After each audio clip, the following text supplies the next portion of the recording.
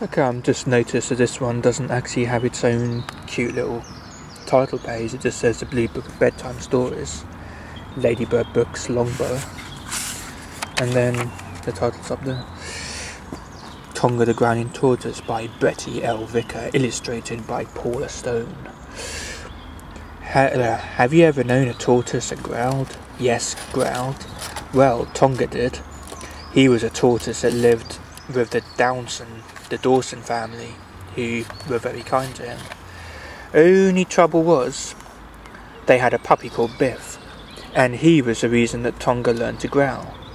Biff was always trying to play with Tonga, and sometimes he got a little too rough. Of course, he didn't mean any harm. He really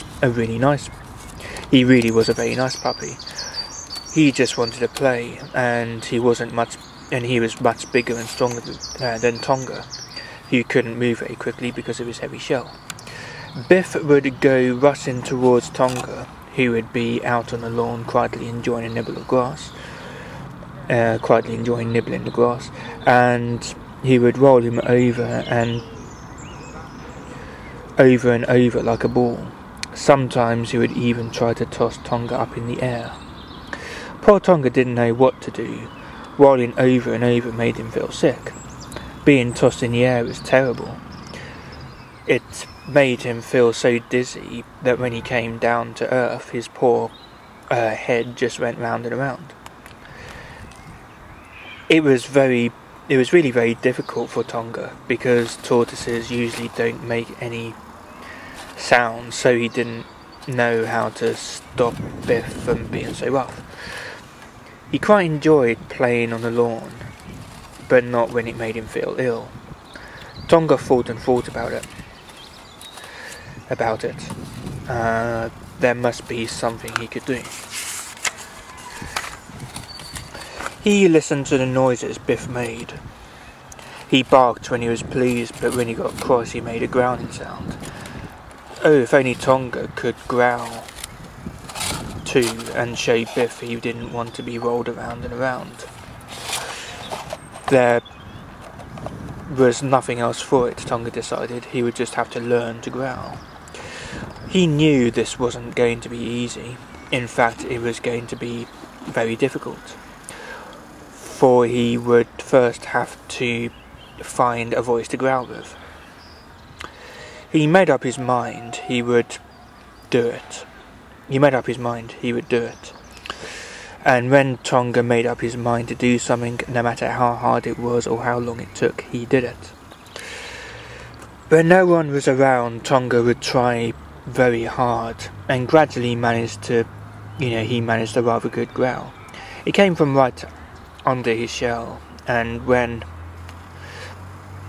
it was ready for Tonga's head, Tonga's head would pop out. His eyes would roll, his head would shake, his mouth would open, and grrr, a really super growl would come out. At last, after much practicing, Tonga decided the growl was good enough to stop Biff being rough. The next time Biff rushed forward towards Tonga and was going to start pushing him with his nose, grrr, Tonga growled. Biff was so startled, he just couldn't believe it. He tried again and again, and grrr, Tonga growled, even better than before. Poor Biff, he stood very still, and then he crept towards Tonga and licked him gently around his shell. Tonga liked this. He popped his head out and growled very softly. Biff began to understand that though Tonga wanted to be friends and play, he mustn't toss him up in the air and roll him over. After this, they understood each other very well and spent many happy hours playing together. If you happen to be a puppy passing the Dawson's garden, do pop in to say hello to Tonga. He loves company, especially now that he can talk to you. I missed that puppy bit before. I thought that the last bit was a bit, dangerous too. Because this was written in the days, I think, when tortoises were very popular pets. Like every household in England pretty much had a pet tortoise before it became illegal for some reason, probably to do with the amount of care they need, and I don't know. But I suppose it says if you happen to be a puppy, which of course most of us aren't. So yeah, another nice little story, a bit simple but nice.